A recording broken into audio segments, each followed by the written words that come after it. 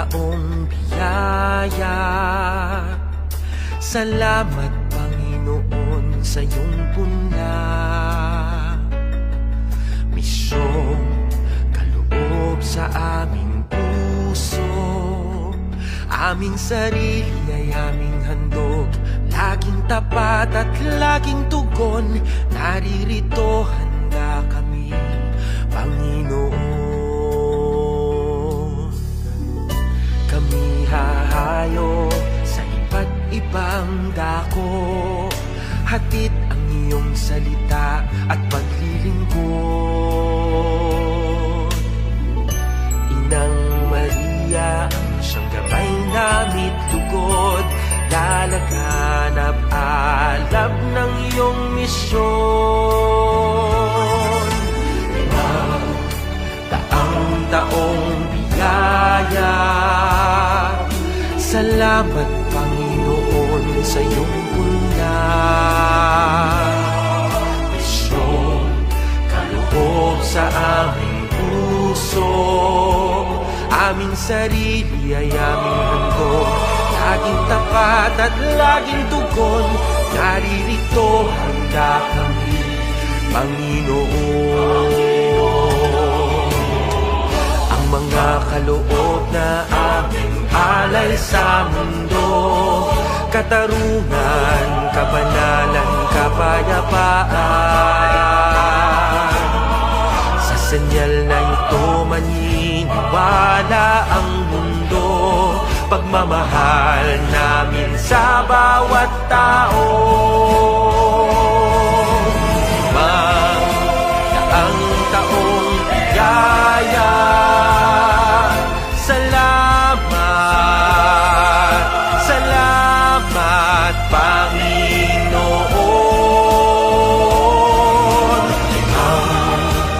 Ang taong biyaya, salamat Panginoon sa iyong puna. Misyong kaloob sa aming puso, aming sarili ay aming handog, laging tapat at laging tugon. Naririto handa kami, Panginoon. Naririto handa kami,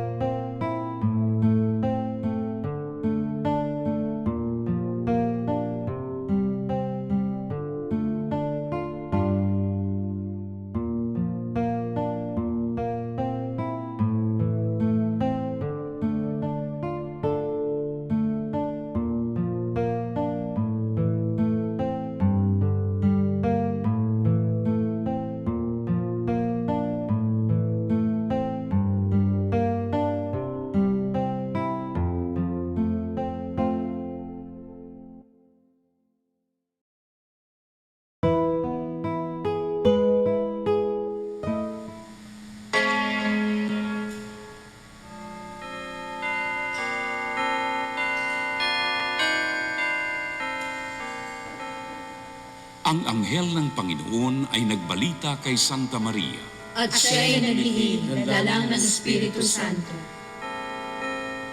Aba, Ginoong Maria, napupuno ka ng grasya. Ang Panginoong Diyos ay sumasayo. Bukod kang pinagpala sa babaeng lahat, at pinagpala naman ang iyong anak na si Jesus. Santa Maria, Ina ng Diyos, ipanalangin mo kaming makasalanan, ngayon at kung kami mamamatay. Amen. Narito ang alipin ng Panginoon. Maganap nawa sa akin ayon sa wika mo. Aba, Ginoong Maria, napupuno ka ng grasya. Ang Panginoong Diyos ay sumasayo. Bukod kang pinagpala sa babaeng lahat, at pinagpala naman ang iyong anak na si Jesus. Santa Maria, Ina ng Diyos, ipanalangin mo kaming makasalanan, ngayon at kung kami mamamatay. Amen. At ang Verbo ay nagkatawang tao. At nagpamayan sa atin.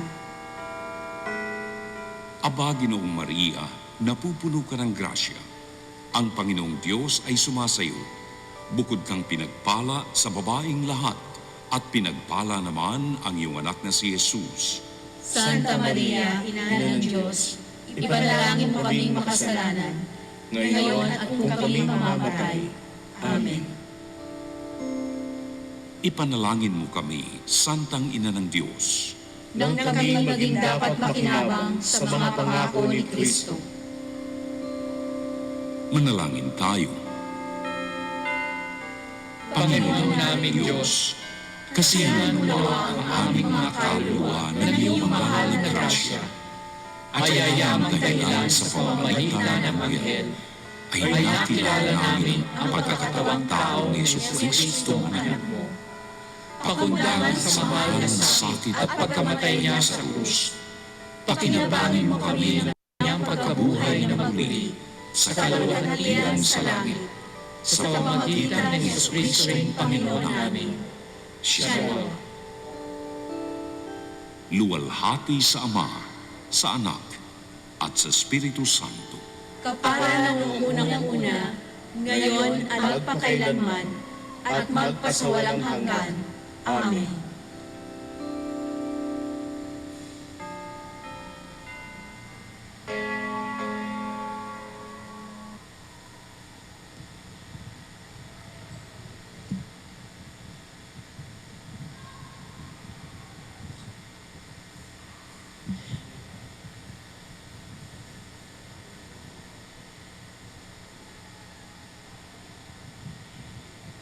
Magandang gabi sa inyo lahat, mga kapatid. Tayo po ngayon ay nasa araw ng Huwebes sa 18 linggo sa karaniwang panahon. Ang mamumuno sa ating banal na misa ay si Reverend Father George D. Peligro, OER.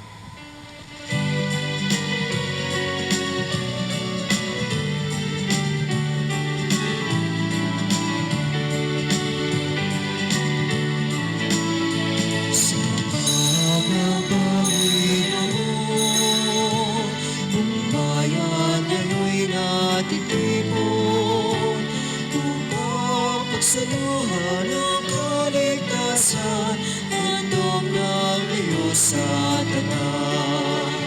Sa panahon tigang lupa, sa panahon ng anig sa dana, sa panahon ng digmaan ng kagunduhan, sa panahon ng kapayapaan, sa paglang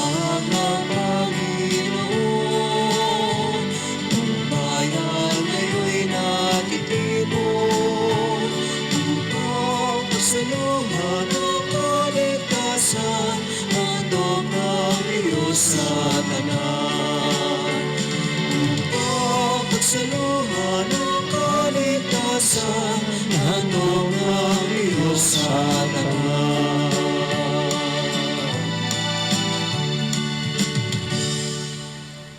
Sa ngalan ng Ama, ng Anak at ng Espiritu Santo. Amen. Ang pagpapala ng ating Panginoon Jesucristo, ang pag-ibig ng Diyos, Ama at pagkakaisa ng Espiritu Santo naway sumainyong lahat. At sumayo rin. Mga kapatid, sa umpisa ng ating pagdiriwang ng banal na misa, Ialay natin ang unang-unang ating pasasalamat sa Panginoon sa anumang biyaya na dumating sa ating buhay.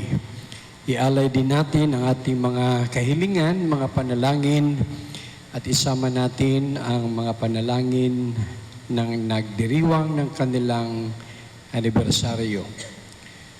30 years in married life, malaking blessing po yan. Yung ating mag-asawa ni si Rodolfo at si Colin. Samahan natin sila sa ating mga panalangin. Pero una sa lahat, pagsisihan po natin ang ating mga nagawang kasalanan. Humingi tayo sa Panginoon ng kapatawaran.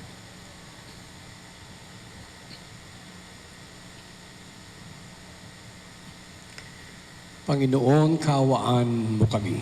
Panginoon, kaawaan mo kami. Kristo, kaawaan mo kami. Kristo, kaawaan mo kami. Panginoon, kaawaan mo kami. Panginoon, kaawaan mo kami. Kaawaan tayo ng makapangyarihan Diyos. Patawarin tayo sa ating mga kasalanan at patnubayan tayo sa buhay na walang hanggan. Amen. Manalangin tayo. Ama naming makapangyarihan, manatili kang kapiling ng iyong sambayanan na iyong laging kinahabagan at pinagbibigyan upang ang itinampok ng iyong pamumuno at pagsubaybay ay muli mong ikalugod at panatilihin mong kinalulugdan sa pamagitan ni Jesucristo kasama ng Espiritu Santo magpasawalang hanggan. Amen. Magsiupo ang lahat. Pagbasa mula sa aklat ng mga bilang. Noong mga araw na iyon, ang mga Israelitay nakarating sa ilang ng Sin at tumigil sa Kades. Doon namatay at inilibing si Miriam. Wala silang makuhang tubig doon, kaya nag-usap-usap sila laban kina Moises at Aaron. Sinabi nila, mabuti pa'y namatay na kami sa harap ng toldang tipanan kasama ng iba naming mga kapatid. Bakit pa ninyo kami dinala rito? Upang patayin, pati ang aming mga hayop. Bakit ninyo kami inialis sa Ehipto at dinala sa disyertong ito na wala kahit isang butil na pagkain? Ni walang igos, ubas o granada. Wala man lang tubig. Nagpunta sila Moises at Aaron sa harap ng toldang tipanan at nagpatira pa. Napakita naman sa kanila ang kaningningan ng Panginoon. Sinabi ng Panginoon kay Moises, dalhin mo ang tungkod ni Aaron. Isama ninyo ni Aaron ang buong bayan sa harap ng malaking bato. Pagdating doon, magsalita ka sa bato at lalabas ang tubig para sa bayan at sa kanilang kawan. Kinuha nga ni Moises ang tungkod sa harap ng kaban ng tipan. Tinipon ni na Moises at Aaron sa harap ng malaking bato ang buong bayan. Sinabi niya, makinig kayo, mga mapanghimagsik. Ibig ba ninyong magpabukal kami ng tubig sa batong ito? Pagkasabi noon, walang makalawang pinalo ni Moises ang bato sa pamamagitan ng tungkod. Bumukal ng masaganang tubig at nakainom ang bayan pati ng kanilang kawan. Ngunit pinagsabihan ng Panginoon sina Moises at Aaron, wika niya, dahil sa kakulangan ng inyong pagtitiwala na ipakilala ang aking kabanalan sa harapan ng bayan, hindi kayo makararating sa lupaing ibibigay ko sa kanila. Ito ang bukal ng Meriba, ang lugar na paghihimagsik ng Israel laban sa Panginoon. Ipakita niya dito ang kanyang kabanalan. Ang salita ng Diyos. Salamat sa Diyos. Panginooy inyong dinggin, huwag niyo siyang salungatin. Panginooy inyong dinggin, huwag niyo siyang salungatin. Tayo ay lumapit sa ating Panginoon. Siya ay awitan, ating papurihan, ang batong kublihan natin kalakasan.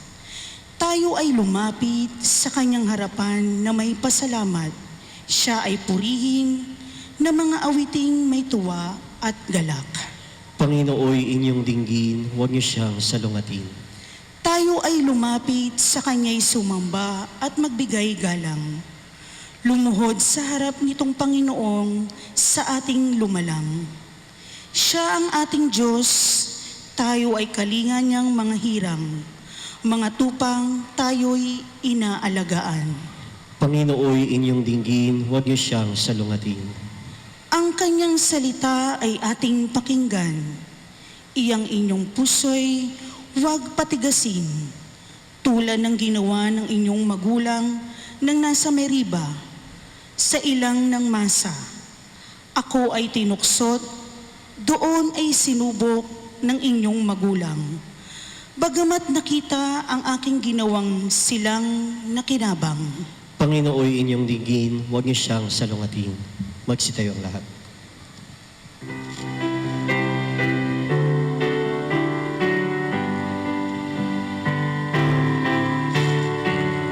Hallelujah, hallelujah, hallelujah.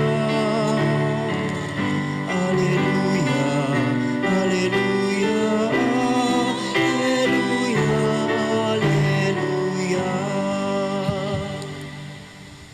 Sumainyo ang Panginoon. At sumayirin. Ang mabuting balita ng Panginoon ayon kay San Mateo. Papuri sa iyo, Panginoon.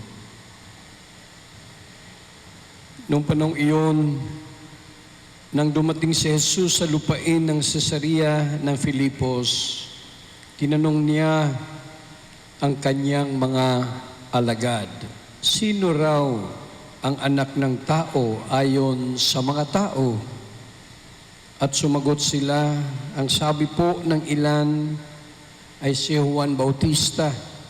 Sabi naman ng iba, si Elias kayo. At may nagsasabi pang si Jeremias kayo o isa sa mga propeta. Kayo naman, ano ang sabi ninyo? Sino ako? Tanong niya sa kanila.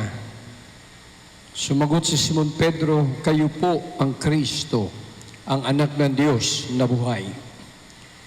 Sinabi sa kanya ni Jesus, mapalad ka, Simon, anak ni Jonas, sapagkat ang katotohanan ito'y hindi inihayag sa iyo ng sino mang tao, kundi ng aking amang nasa langit. At sinabi ko naman sa iyo, ikaw ay Pedro, at sa ibabaw ng batong ito ay itatayo ko ang aking simbahan, at hindi makapananaig sa kanya kahit ang kapangyarihan ng kamatayan. Ibibigay ko sa iyo ang mga susi ng kaharian ng langit. Ang ipagbawal mo sa lupa ay ipagbabawal sa langit, at ang ipahintulot mo sa lupa ay ipahihintulot sa langit.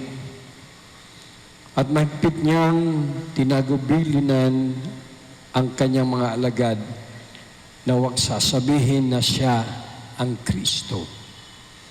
Mula noon ay pinaalam na ni Jesus sa kanyang mga alagad na dapat siyang magtungo sa Jerusalem at magbata ng maraming hirap sa kamay ng matatanda ng bayan, ng mga punong saserdote at ng mga iskriba, at kanilang ipapapatay siya.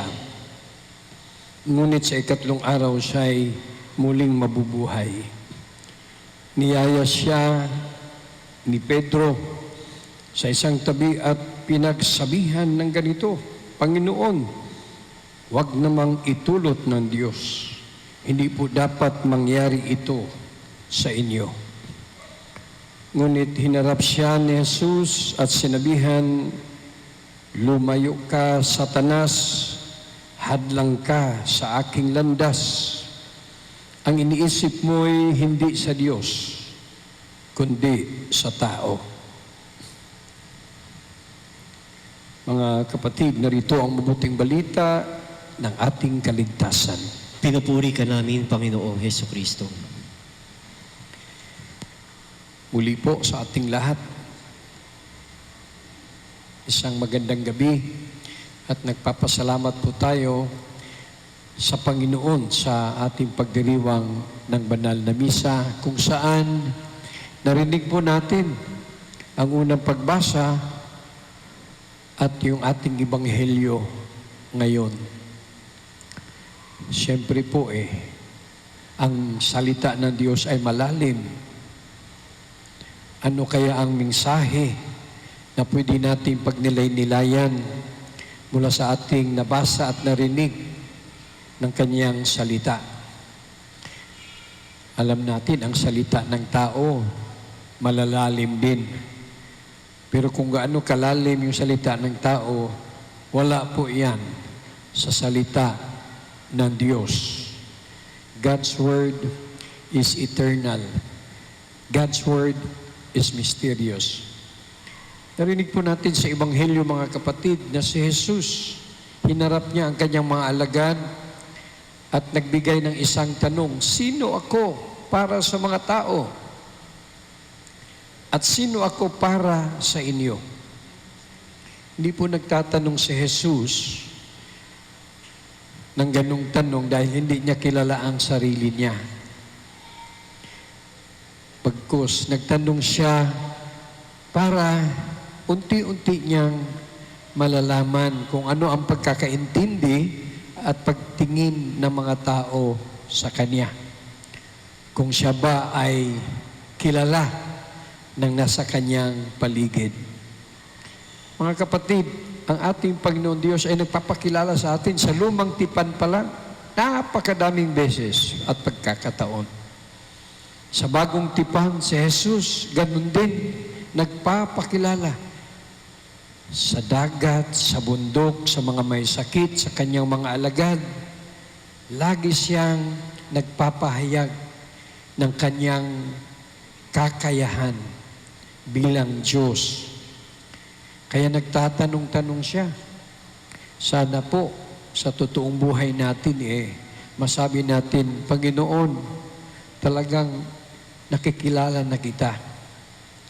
Pero, ewan ko lang, kagaya dito sa Ebanghelyo natin, mga alagad ni Jesus, nagsabi ang pagkakilala ng mga tao sa iyo, si Juan Bautista ka, mistake.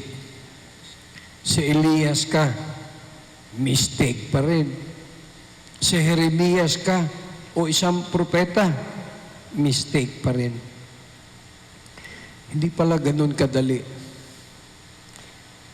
ang pagkilala natin sa Diyos.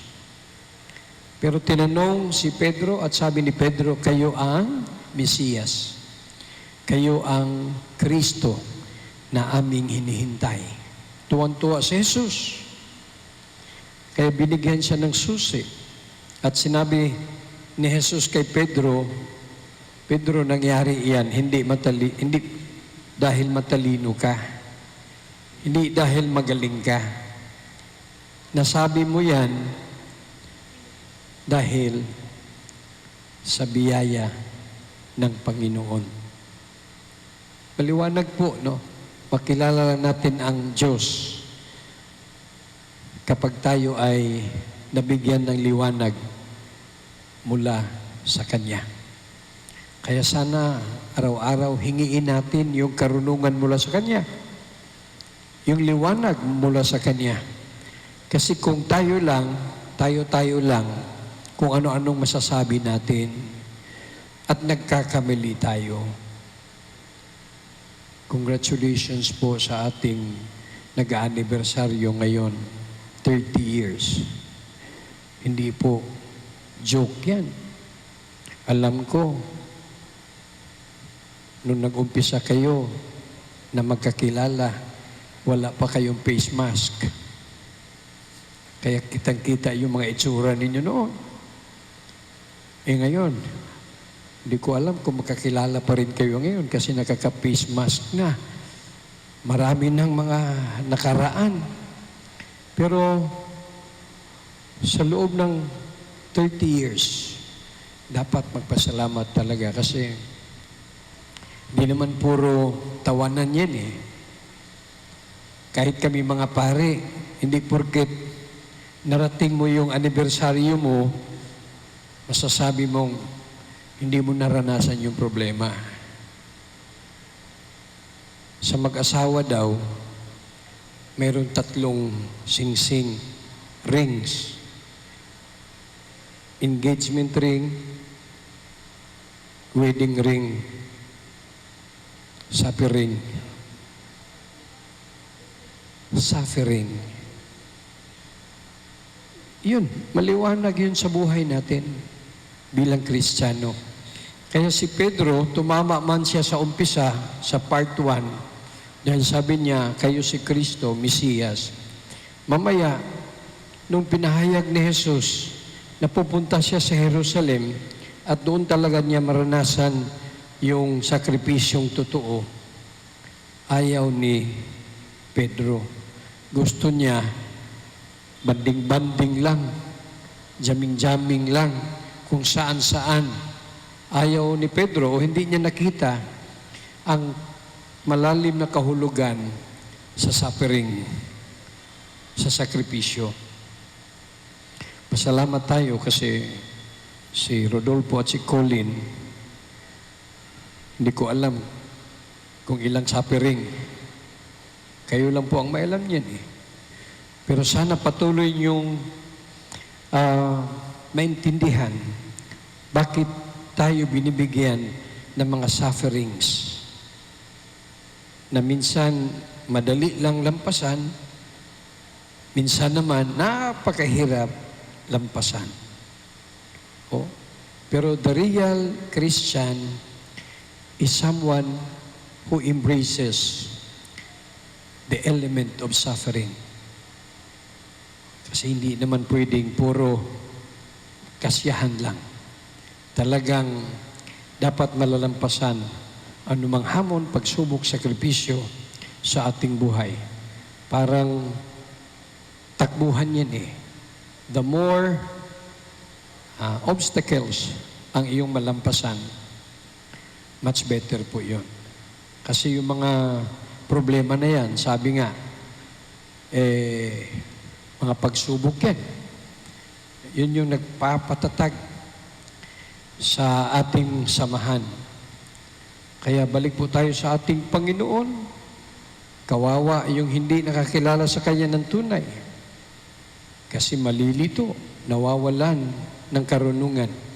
Sana po tayo, no? Araw-araw madagdagan yung ating pagkakilala sa ating Panginoon. Kung saan ka man, bilang mag-asawa, bilang pare, o kung ano mang estado sa iyong buhay. Sa unang pagbasa, narinig po natin yung himala na nangyari sa disyerto. Tubig ang hinahanap nila. Kung maalala po ninyo sa kasalan sa Kana, mayroon ding himala na nangyari. Yung tubig ay naging bino. Wala na silang bino. Pero si Jesus at si Maria nandun. Lumapit sila kay Jesus, si Maria nandun, yung tubig ay naging himala at naging bino. Pinapalalahanan po tayo hanggat lumapit at lumapit tayo kay Jesus at kay Maria. Hindi tayo mawawalan. The best is yet to come. Kaya congratulations muli sa inyo. Magpasalamat tayo hindi lamang sa mga maginhawang panahon, kundi magpasalamat din tayo sa mga pagsubok na dumarating sa inyong buhay, sa ating buhay. Pero ipanalangin natin na magkaroon tayo ng lakas para malampasan po natin ang lahat. Huwag nating kalimutan ang sakripisyo, suffering, ang cross. Talagang kailangan kargahin natin yan hanggang sa hangganan. Sana po kayo magkaroon pa ng mahabang-habang buhay bilang mag-asawa. 30 years na kayo mag-asawa ngayon, dagdagan natin ng mga 100 years pa na para marami kayong mga apo, mga ganun. Pero siya lang po ang pwedeng gumawa ng himala sa ating buhay. Amen. Magsitayo po ang lahat.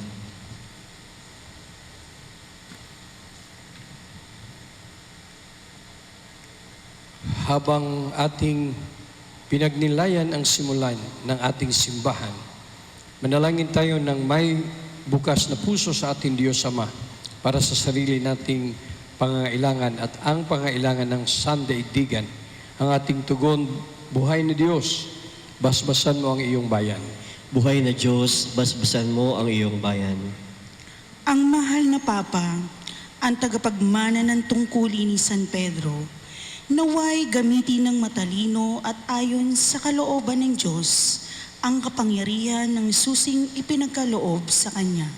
Manalangin tayo sa Panginoon. Buhay na Diyos, basbasan mo ang iyong sambayanan. Sa mga may tungkulin na mga pamumuno, sa mga lipunan, naway hindi manaig ang kapangyarihan ng kasamaan. Manalangin tayo sa Panginoon. Buhay na Diyos, basbasan mo ang iyong bayan. Sa paningin ng mga sumasampalataya, naway hindi mawala si Kristo ng kanilang panulukang bato at pundasyon ng buhay. Manalangin tayo sa Panginoon. Buhay na Diyos, basbasan mo ang iyong bayan. Ang mga may sakit, mga matatanda, naway maalalayan at matulungan ng kanilang mga kapamilya at kaibigan. Manalangin tayo sa Panginoon. Buhay na Diyos, basbasan mo ang iyong bayan. Ang mga namayapa na sa buhay na ito, naway makatagpo ng kapahingahan sa kaharian ng Diyos. Manalangin tayo sa Panginoon. Buhay na Diyos, basbasan mo ang iyong bayan. Sandaling katahimikan, ialay natin ang ating pasasalamat sa Diyos at kahilingan.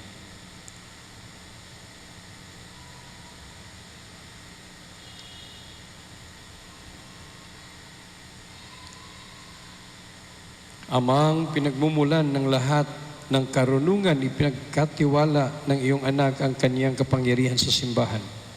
Habang inialay namin ang aming mga panalangin, tulungan mo kaming maging ganap ang iyong kalooban sa amin. Hiniling namin ito sa pamamagitan ni Kristong aming Panginoon. Amen. Magsiupo ang lahat.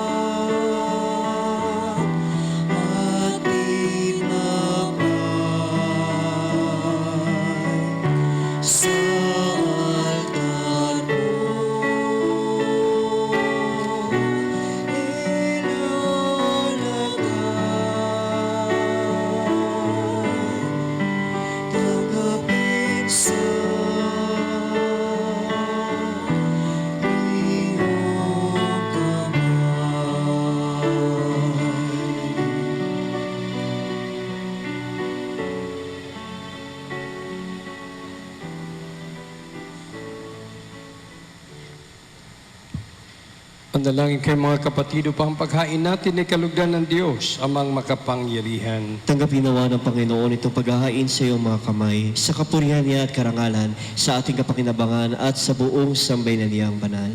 Ama naming lumikha para mo ng awa, gawin mong banal ang mga alay naming iyosan ng kalugdan at kami gawin mong haing sa laging nakalaan Sa pamagitan ni Jesucristo kasama ng Espiritu Santo magpasawalang hanggan. Amen. Sumainyo ang Panginoon. At sumayo rin. Itaas sa Diyos ang inyong puso at diwa. Itinaas na namin sa Panginoon. Pasalamatan natin ang Panginoong ating Diyos. Marapat na siya ay pasalamatan.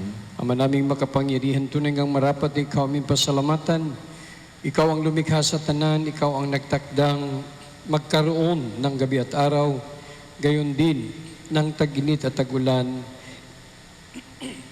Ikaw ang humubog sa tao bilang iyong kawangis na mapagkakatiwalaang mga siwa sa daigdig. Ikaw ngayon pinaglilingkuran sa pagganap sa pananagutan ng iyong pinagtitiwalaan sa pamagitan ng anak mong mahal. Kaya kaisa ng mga anghel, isasawit ng papuri, isa'y nawalumpay sa kalangitan, kami nagbubunyi sa iyong kadakilaan.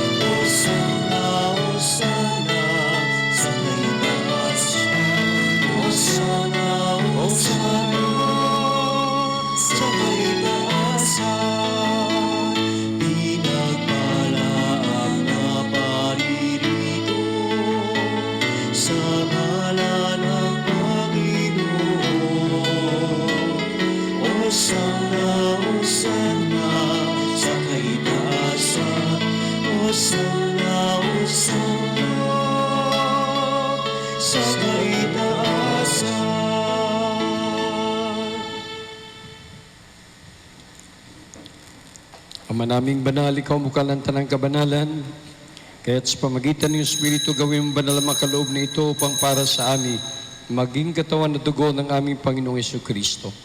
Bago niya pinagtisang kusang loob na maging handog, hinawakan niyang tinapay, pinasalamatan kanya, pinaghati-hati niya iyon, ay nabot sa kanyang mga alagad at sinabi, tanggapin yung lahat ito at kanin, ito ang aking katawan na ihandog para sa inyo.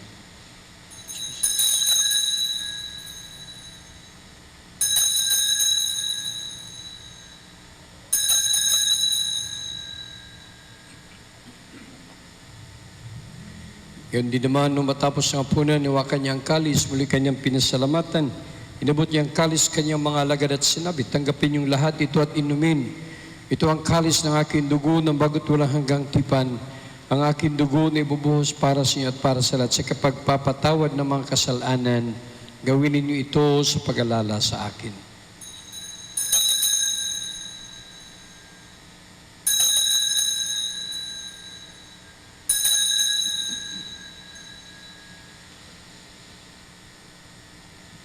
Pagbunyi natin ang misteryo ng pananampalataya. Si Kristo'y namatay, si Kristo'y nabuhay, si Kristo'y babalik sa wakas ng panahon. Ama, ginagawa namin ngayon ang pag-alala sa pagkamatay at muling pagkabuhay ng iyong anak. Kaya tinalay namin sa iyong tinapay, nagbibigay buhay at ang kalis kaloob ng kaligtasan. Kami nagpapasalamat dahil kami iyong minarapat na tumayo sa harap mo para maglingkod sa iyo. Sinasamo namin kami magsalo-salo sa katawan at dugo ni Kristo, mabuklod sa pagkaisa sa pamagitan ng Espiritu Santo.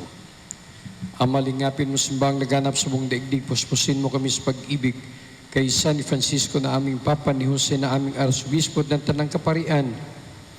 Alalahanin mo rin mga kapatid namin na himlay na may pag-asang sila'y muling mabubuhay, gayon din ang lahat ng mga pumanaw, kawaan mo sila at patuloyin sa iyong kaliwanagan.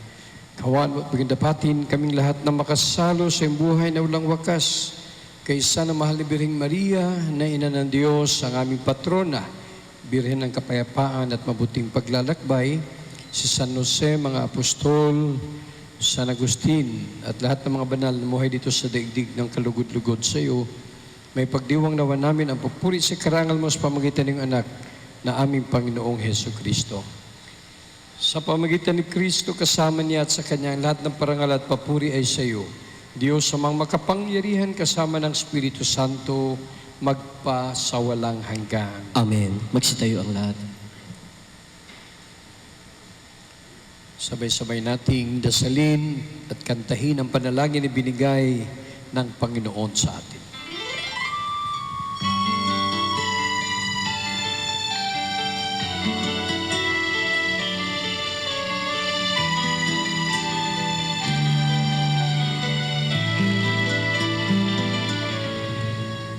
Ama namin, sumasalangit ka, sambahin ang ngalan mo, mapasa amin ang kaharian mo, sundin ang loob mo, dito sa lupa para ng sa langit, ikaw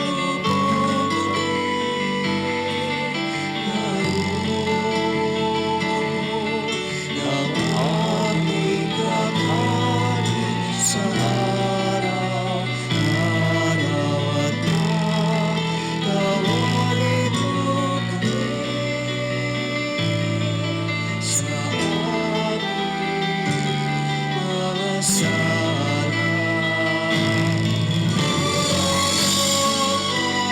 Papatawad namin sa mga sala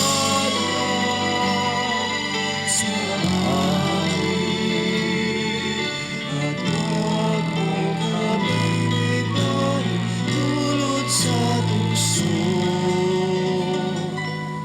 at iadya mo kami sa lahat ng masama. Iniling namin kami diya sa lahat ng masama pagkalooban ng kapayapaan araw-araw. Iligtas ka sa tili sa lahat ng kapahamakan samantalang aming pinanabikan ang dakilang araw ng pagpapahayag ng tagapagligtas naming sa Yesu Kristo. Sapagkat iyo ang kaharian, ang kapangyarihan at ang kapurihan magpakailanman. Amen. Panginoon Yesu Kristo, sinabi mo sa iyong mga apostol, kapayapaan ang niiwan ko sa inyo, ang aking kapayapaan ang ibinibigay ko sa inyo. Tungayan mo aming panampalataya at huwag aming pagkakasala. Pagkalooban mo kami ng kapayapaan at pagkasayon sa iyong kalooban, kasama ng Espiritu Santo magpasawalang hanggan. Amen. Ang kapayapaan ng ating Panginoong Hesus ay laging sumainyo. At sumayirin. Mga kapatid, magbigayan po tayo ng kapayapaan mula kay Kristo. Peace be. Kordero ng Diyos na nag-aalis ng mga kasalanan ng sanlibutan, maawa ka sa amin. Kordero ng Diyos na nag-aalis ng mga kasalanan ng sanlibutan, maawa ka sa amin. Kordero ng Diyos na nag-aalis ng mga kasalanan ng sanlibutan, ipagkaloob mo sa amin ang kapayapaan. Magsiluhod ang lahat.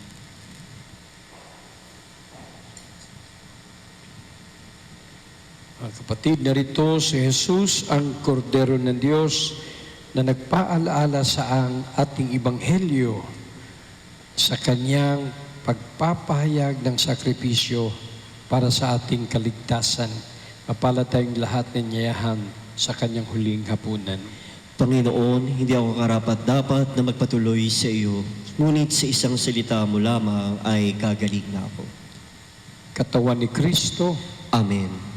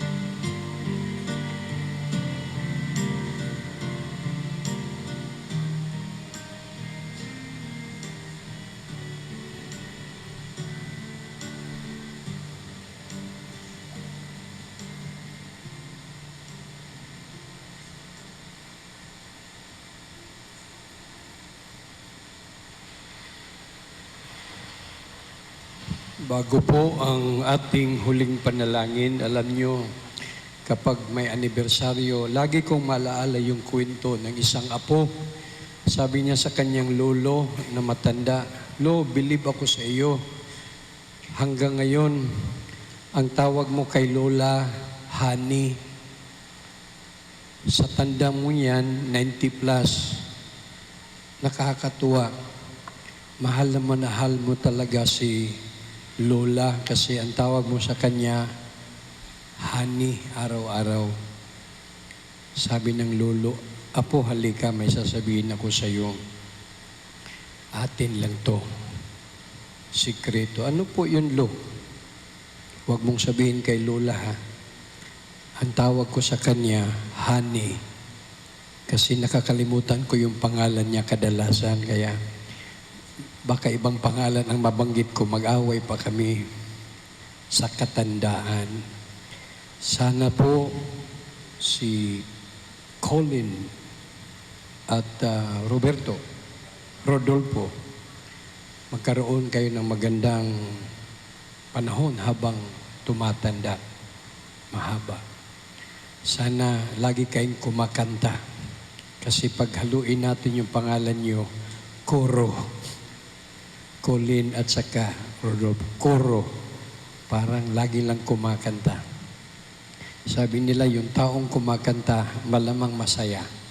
Kasi yung malungkot na tao, hindi mo marinig yung kumakanta.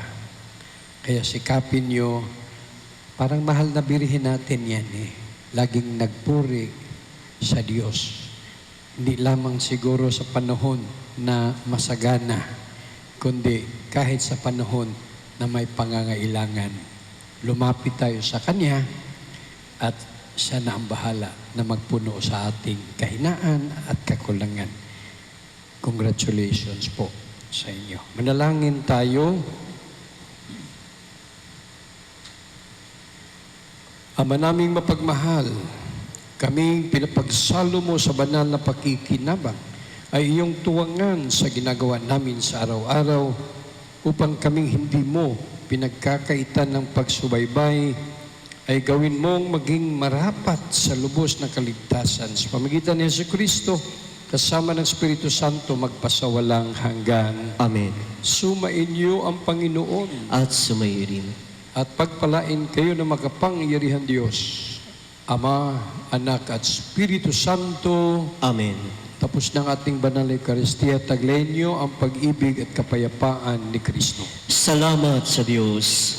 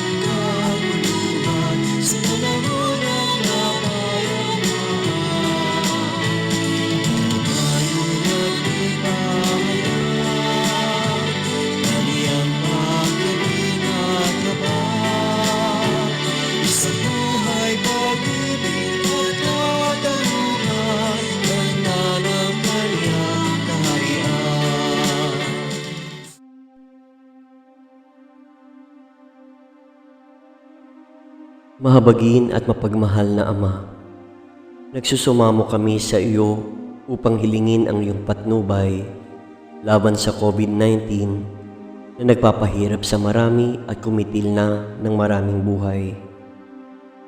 Tungayan mo kami ng may pagmamahal at ipagadya kami ng iyong mapaghilom na kamay mula sa takot sa karamdaman at kamatayan. Itaguyod mo kami sa pag-asa at patatagin sa pananampalataya. Gabayan mo ang mga dalubhasang naatasan na tumuklas ng mga lunas at paraan upang ihinto ang paglaganap nito. Nagpapasalamat kami sa mga bakunang naisulong sa patnubay ng iyong mga kamay. Pagpalain mo ang aming mga pagsisikap na mawakasan ng mga bakuna ang pandemya sa aming bayan. Patnubayan mo ang mga lumilingap sa may sakit upang ang kanilang pagkalinga ay malaki pa ng husay at malasakit. Pagkalooban mo sila ng kalusugan sa isip at katawan, katatagan sa kanilang paninindigang maglingkod at ipagsanggalang sa karamdaman. Itinataas namin ang mga nagdurusa, makamtan nawa nila ang mabuting kalusugan. Lingapin mo rin ang mga kumakalinga sa kanila. Pagkamitin mo ng kapayapaang walang hanggan ang mga pumanaw na. Pagkalooban mo kami ng biyaya na magtulong-tulong tungo sa ikabubuti ng lahat. Pukawin sa amin ang pagmamalasakit sa mga nangangailangan. Sa pagdamay at malasakit namin sa bawat isa, malampasan nawa namin ang krisis na ito at lumago sa kabanalan at pagbabalik loob sa iyo. Hinihiling namin ito sa pamamagitan ni Jesucristo na nabubuhay at naghaharing kasama mo at ng Espiritu Santo, iisang Diyos, magpasawalang hanggan. Amen. Dumudulog kami sa iyong patnubay, mahal na Ina ng Diyos. Pakinggan mo ang aming mga kahilingan sa aming pangangailangan at ipagaliya mo kami sa lahat ng kasamaan. Maluwalhati at pinagpalang Birhen. Amen.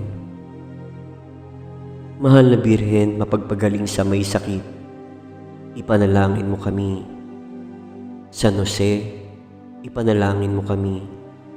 San Rafael Arcangel, ipanalangin mo kami. San Roque, ipanalangin mo kami. San Lorenzo Ruiz, ipanalangin mo kami. San Pedro Calungsod, ipanalangin mo kami.